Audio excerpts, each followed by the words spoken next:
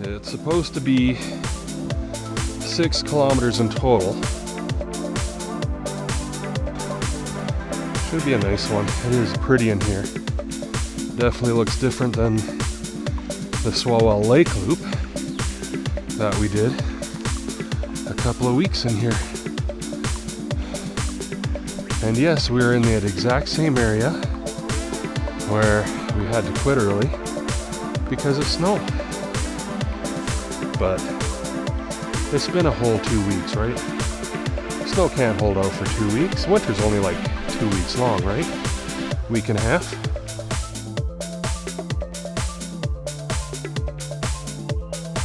But yeah, I am determined to find this waterfall because I have not seen it before. And I'm also hard of learning, so I don't really learn from mistakes like these ones. I just keep trying to go until I reach the goal or can't continue.